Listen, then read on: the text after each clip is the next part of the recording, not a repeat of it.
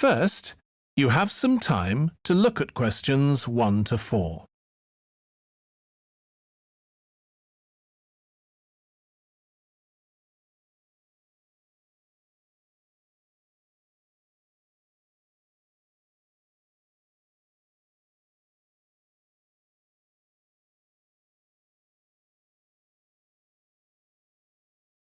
Listen carefully and answer questions 1 to 4. Hi, can I help you? I'd like to find out if you have any excursions suitable for families. Sure. How about taking your family for a cruise? We have a steamship that takes passengers out several times a day. It's over 100 years old. That sounds interesting. How long is the trip? About an hour and a half. And don't forget to take pictures of the mountains. They're all around you when you're on the boat and they look fantastic. Okay. And I assume there's a cafe or something on board? Sure. How old are your children? My daughter's 15 and my son's 7. Right. Well, there are various things you can do once you've crossed the lake to make a day of it. One thing that's very popular is a visit to the country farm. You're met off the boat by the farmer and he'll take you to the holding pens where the sheep are kept. Children love feeding them. My son would love that. He really likes animals. Well, there's also a 40-minute trek round the farm on a horse if he wants. Do you think he'd manage it? He hasn't done that before. Sure, it's suitable for complete beginners. Good. And again, visitors are welcome to explore the farm on their own, as long as they take care to close gates and so on. There are some very beautiful gardens along the side of the lake which also belong to the farm. They'll be just at their best now. You could easily spend an hour or two there. Okay, well, that all sounds good. And can we get lunch there? You can, and it's very good, though it's not included in the basic cost. You pay when you get there. Right. You have some time to look at questions 5 to 10.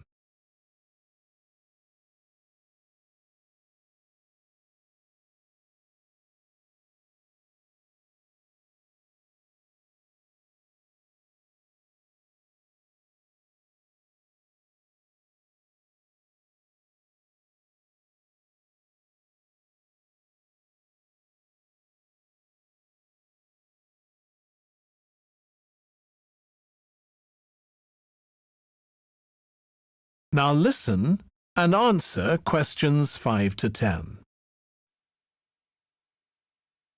So, is there anything else to do over on that side of the lake? Well, what you can do is take a bike over on the ship and then go on a cycling trip. There's a trail there called the Back Road. You could easily spend 3 or 4 hours exploring it, and the scenery's wonderful. They'll give you a map when you get your ticket for the cruise. There's no extra charge. What's the trail like in terms of difficulty? Quite challenging in places. It wouldn't be suitable for your 7-year-old. It needs someone who's got a bit more experience. Well, my daughter loves cycling, and so do I, so maybe the two of us could go, and my wife and son could stay on the farm. That might work out quite well. But we don't have bikes here. Is there somewhere we could rent them? Yes, there's a place here in the city. It's called Ratcheson's. I'll just make a note of that. How do you spell it? Ratchesons.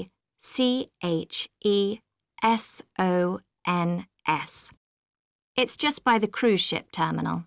Okay.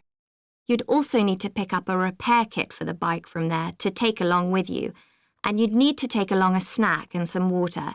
It'd be best to get those in the city. Fine. That shouldn't be a problem. And I assume I can rent a helmet from the bike place. Sure, you should definitely get that.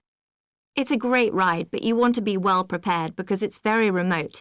You won't see any shops round there or anywhere to stay, so you need to get back in time for the last boat. Yeah. So what sort of prices are we looking at here? Let's see. That'd be 1 adult and 1 child for the cruise with farm tour.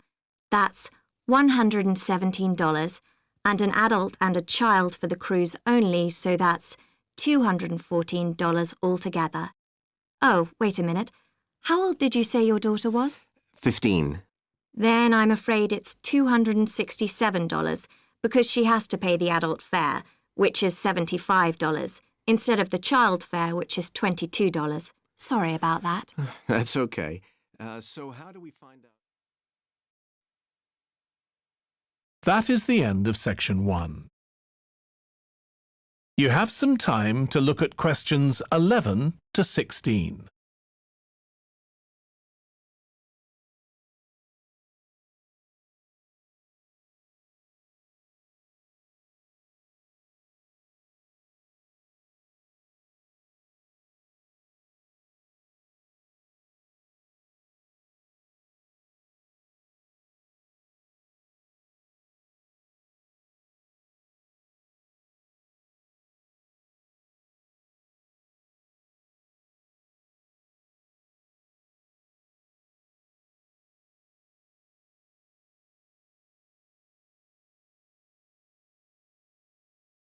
Now listen carefully and answer questions 11 to 16. Good morning, everyone. My name's Joy Parkins and I'm the restaurant manager. And I understand that none of you have had any previous experience as kitchen assistants. Well, you might be feeling a bit nervous now, but most of our kitchen assistants say they enjoy the work. OK, they might get shouted at sometimes, but it's nothing personal. And they're pleased that they have so many different things to do, which means they never get bored. And I'll tell you straight away that if you do well, we might think about moving you up and giving you some more responsibility. Right, well, you've all shown up on time, which is an excellent start. Now, I'm glad to see none of you have unsuitable footwear, so that's good. You need to be careful as the floors can get very wet and slippery. Those of you with long hair have got it well out of the way, but some of you'll need to remove your rings and bracelets. Just put them somewhere safer today. And remember to leave them at home tomorrow, as they can be a safety hazard. Now, it's going to be a busy day for you all today. We don't have any tables free for this evening, and only a few for lunch. Fortunately, we've got our head chef back. He was away on holiday all last week, which meant the other chefs had extra work.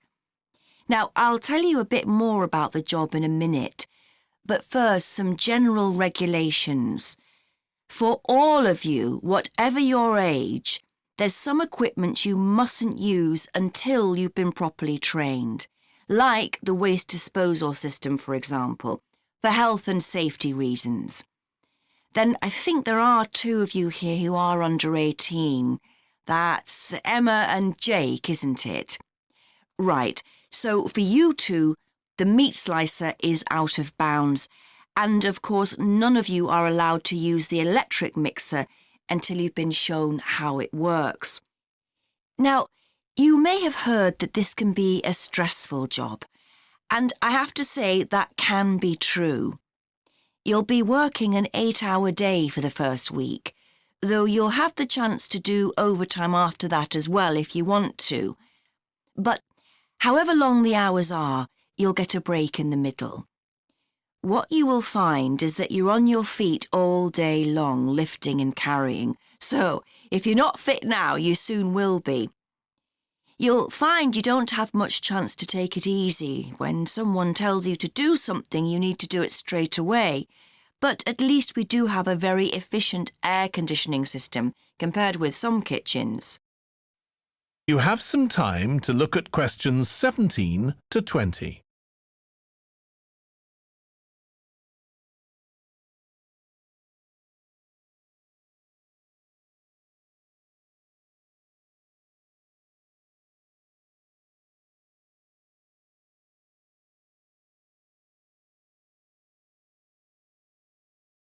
Now listen and answer questions 17 to 20. Now, let me tell you about some of the people you need to know. So, as I said, I'm Joy Parkins, and I decide who does what during the day and how long they work for. I'll be trying to get you to work with as many different people in the kitchen as possible, so that you learn while you're on the job. One person whose name you must remember is David Field.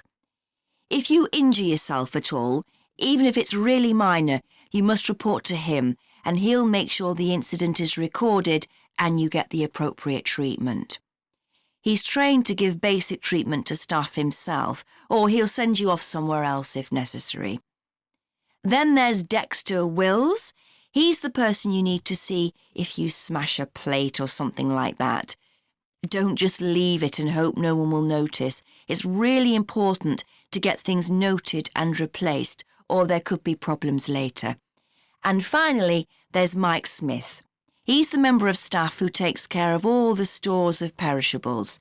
So, if you notice we're getting low in flour or sugar or something, make sure you let him know so he can put in an order. OK, now the next thing we need... You have some time to look at questions 21 to 23.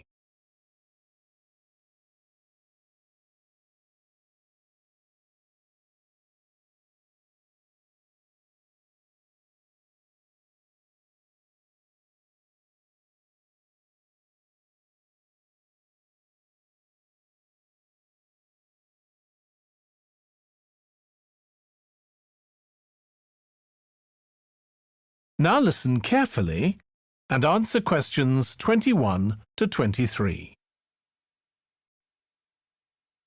OK, Stuart, we need to start planning our paper on public libraries.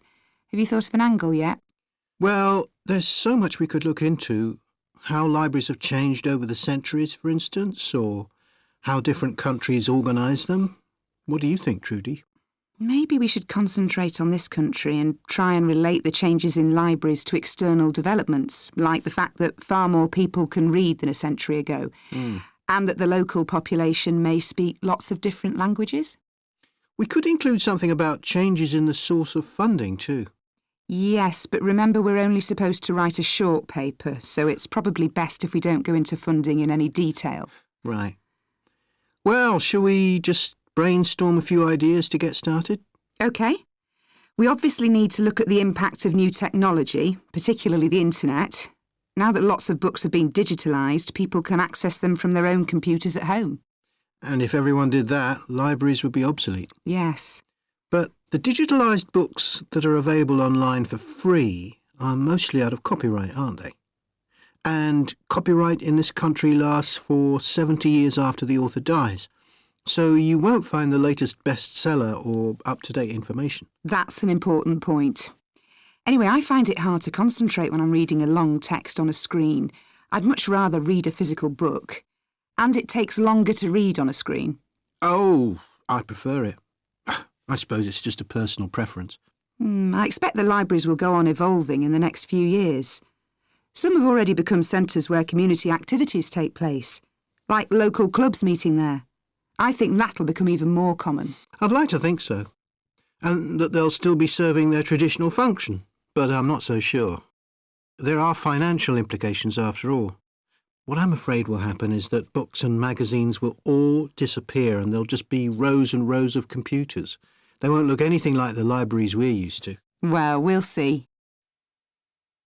You have some time to look at questions 24 to 30.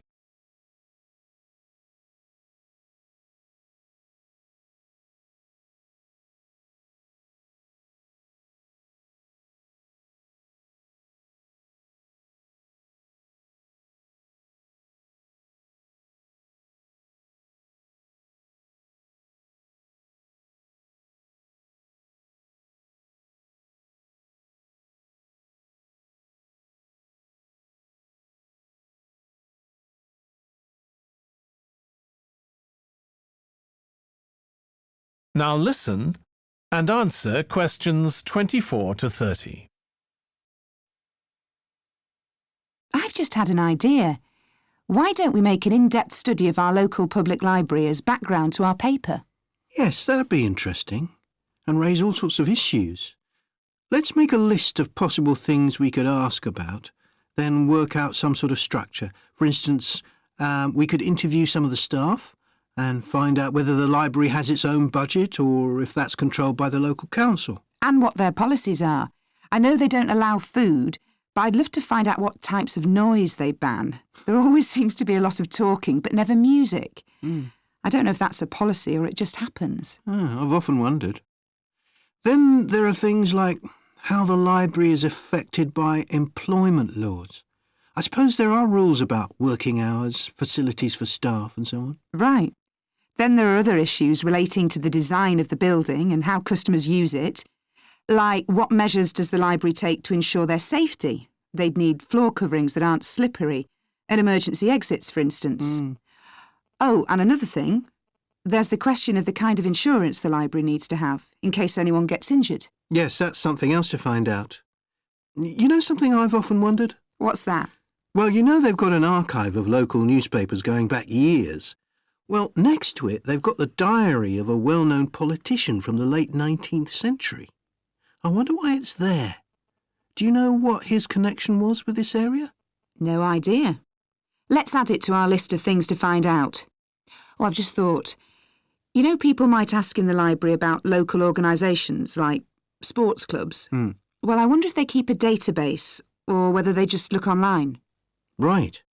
I quite fancy finding out what the differences are between a library that's open to the public and one that's part of a museum, for example. They must be very different. Then something else I'd like to know. You have some time to look at questions 31 to 40.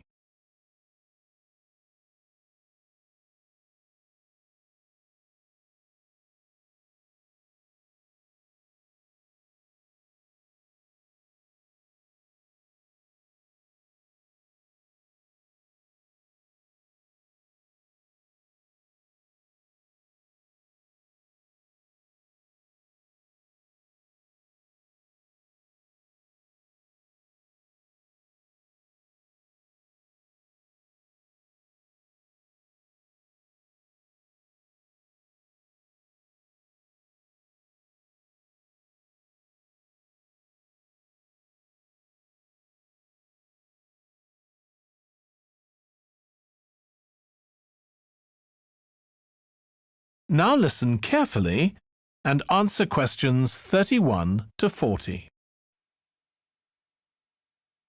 In public discussion of business, we take certain values for granted. Today, I'm going to talk about 4 of them: collaboration, hard work, creativity, and excellence. Most people would say they're all good things. I'm going to suggest that's an oversimple view. The trouble with these values is that they're theoretical concepts, removed from the reality of day-to-day business. Pursue values by all means, but be prepared for what may happen as a result. They can actually cause damage, which is not at all the intention. Business leaders generally try to do the right thing, but all too often the right thing backfires if those leaders adopt values without understanding and managing the side effects that arise. The values can easily get in the way of what's actually intended. OK, so the first value I'm going to discuss is collaboration. Let me give you an example. On a management training course I once attended, we were put into groups and had to construct a bridge across a stream, using building blocks that we were given. The rule was that everyone in the team had to move at least one building block during the construction. This was intended to encourage teamwork. But it was really a job best done by one person. The other teams tried to collaborate on building the structure and descended into confusion, with everyone getting in each other's way. Our team leader solved the challenge brilliantly. She simply asked everyone in the team to move a piece a few centimetres to comply with the rule, and then let the person in the team with an aptitude for puzzles like this build it alone. We finished before any other team. My point is that the task wasn't really suited to team working, so why make it one? Teamwork can also lead to inconsistency, a common cause of poor sales. In the case of a smartphone that a certain company launched, one director wanted to target the business market, and another demanded it was aimed at consumers. The company wanted both directors to be involved, so gave the product a consumer-friendly name, but marketed it to companies. The result was that it met the needs of neither group. It would have been better to let one director or the other have his way, not both.